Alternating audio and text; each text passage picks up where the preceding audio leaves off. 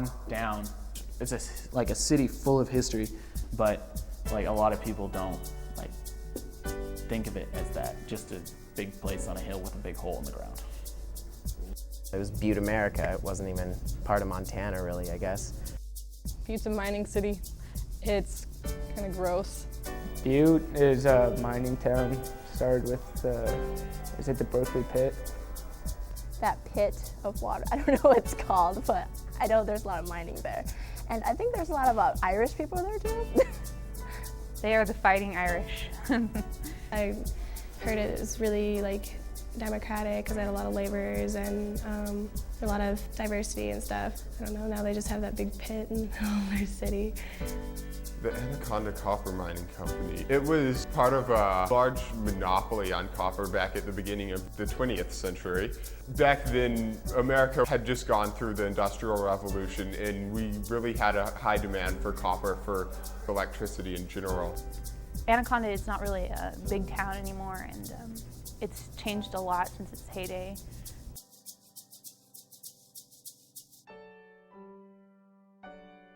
In many ways, the story of the Anaconda Copper Mining Company through the first 7 decades of the 20th century best illustrates trends in the Montana economy.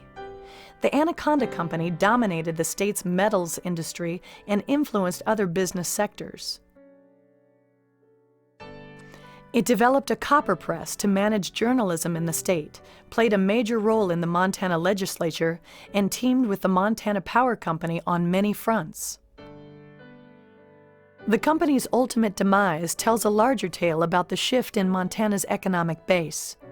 To many Montanans, the story of the Anaconda Company is the story of 20th century Montana.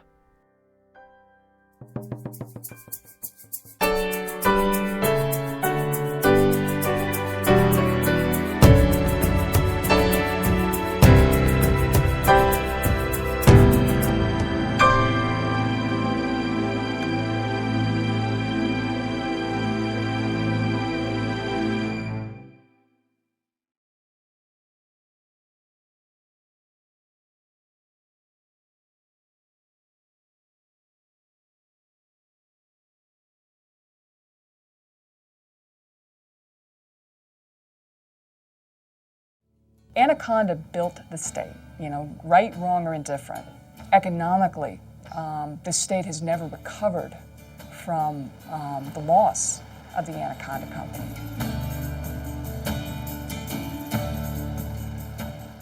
Well, I mean, it's most of the history of Montana. In the first 125 years or so of our existence. The Anaconda Company essentially paid the bills of this state from 1890, 95, when it was incorporated, until its demise in 1977. It was an economic behemoth. It was huge. It was the monster corporation. It employed, it was directly responsible for maintaining, I would say, half of the people who lived in this state. They created Montana Power. They created the timber industry. They had the political drive for the railroads. They had built the roads. They built the superstructure. They built the government. Essentially, they walked in with absolutely nothing and created the West. And with that, they created Montana.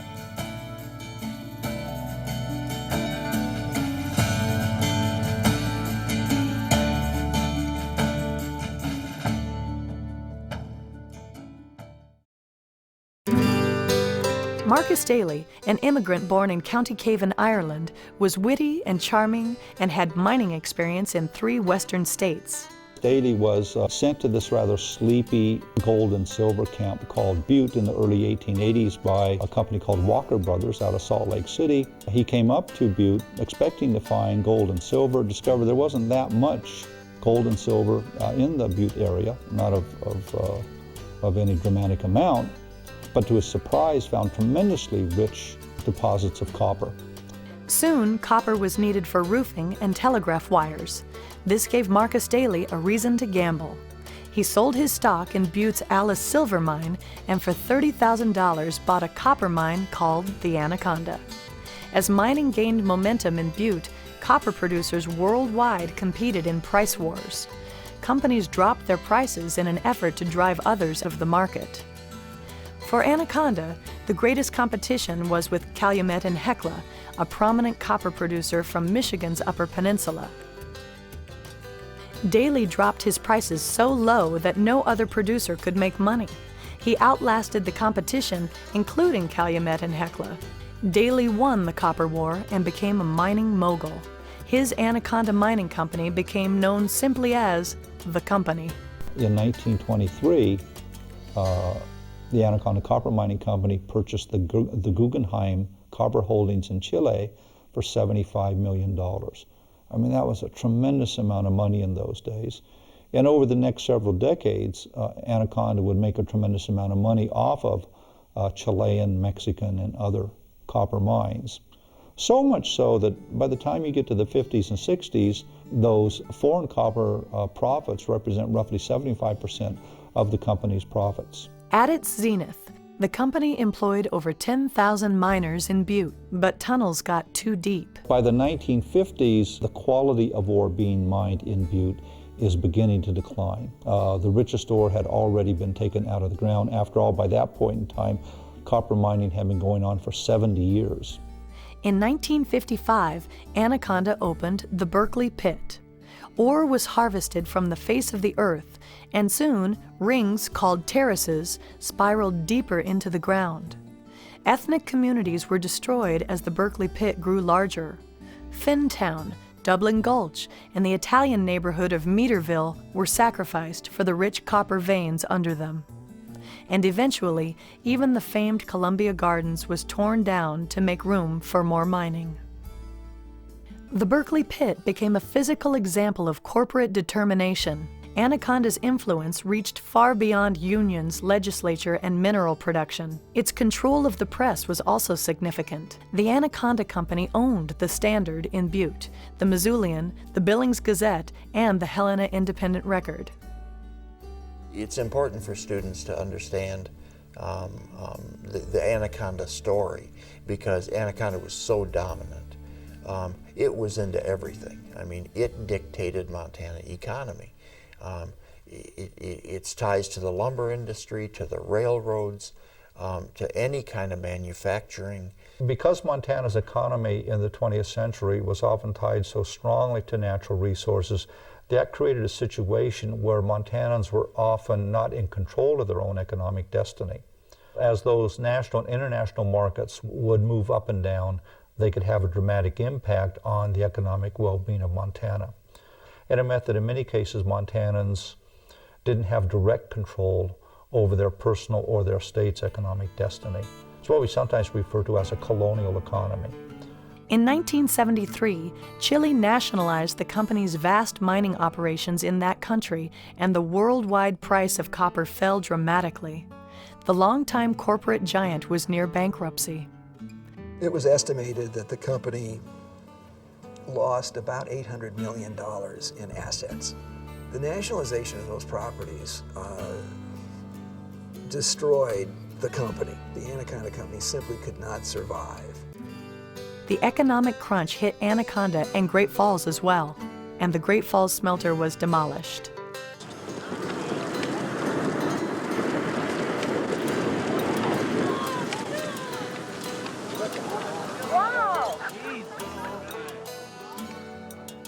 The stack in Anaconda remains a towering testament to the past.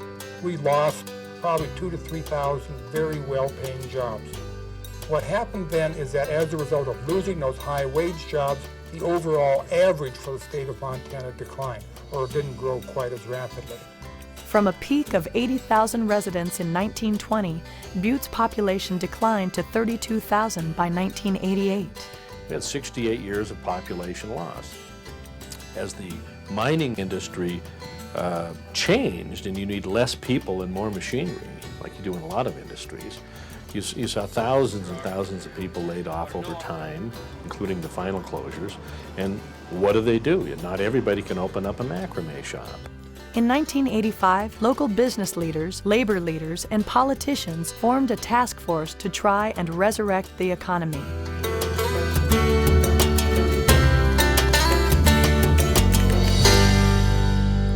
One story that Lee papers began covering and continued to follow is the environmental legacy mining leaves behind. In 1980, the same year ARCO announced it would end its mining and smeltering operations in Montana, the U.S. Congress enacted the Superfund law. Under Superfund, the responsible party is required to remove hazardous waste from industrial sites.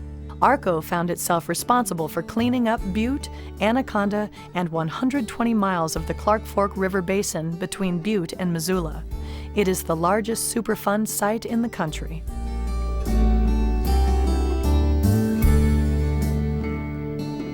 The Berkeley Pit is perhaps the most recognizable Superfund landmark. When mining stopped, pumps that controlled the water and underground mines were turned off, allowing the water level in the Berkeley Pit to rise.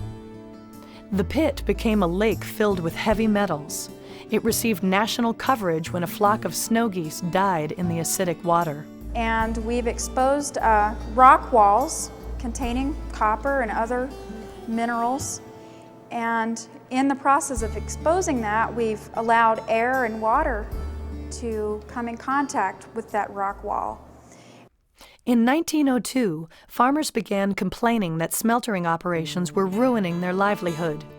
They said airborne smelter dust hurt their crops and livestock. The company paid them $330,000 in compensation.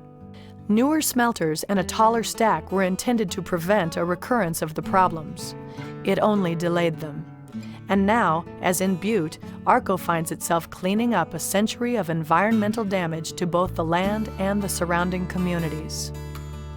The EPA separated the cleanup into 4 units: the Old Works, which was the original smelter, tailings in the nearby town of Opportunity, Smelter Hill, which includes the new smelter, and the Warm Springs Pond, which had been used as a settling area for water from the smeltering process. Regardless of how or when the cleanup from the old Anaconda happens, the environmental history of the company will certainly remain its most lasting legacy. Montana had a pretty good life for a lot of years for a remote state. We have wonderful colleges, institutions. We have an infrastructure that isn't paralleled in North Dakota or Wyoming, and I think people sometimes forget that we owe that all to the mining industry, and I'll say the other extractive, the timber, the agriculture. It is the legacy of a company that for a century was criticized and commended, ridiculed and relied on. The legacy is in Montana's forests, in the capital, in business districts, in newsrooms, in rivers, and in hills. It is a legacy that cannot and should not be forgotten. Well, I had 35 years and 2 months when I retired with them, and matter of fact, I'm still actually on the payroll. And in all those years, I've never had a bad check. They paid, and they paid well. And from my end of it, I thought they were a real good company. Matter of fact, you look at a lot of the houses around Butte, and they were built by the Anaconda Company. I would say that the average Montanan would never want to go back to an era when a corporation controlled as much of their destiny as the Anaconda Company did. I mean, this was close to being a corporate state at the end of the 19th century and the early 20th century. The Anaconda Company had unbelievable power in this state, in the legislature, in the courts, in the economy. And I guess that to the extent that modern day Montanans know what happened, I'm sure they would not want to go back. And the lesson about the Anaconda Company is that big is not necessarily beautiful, that dependency on one company or one industry is not necessarily good. And we have to look as a state into the 21st century economy, the information age economy, the digitization economy, if you will, the communication age economy. So we have to be able to figure out how we can find our place in that economy. There was a time when Montana was home to the 4th largest corporation in the world. There was a time when Montana and its economy and its resources were absolutely vital to the industrialization of this country, to the ability to prosecute wars in an effective and finally victorious way. Montana was once a very important place.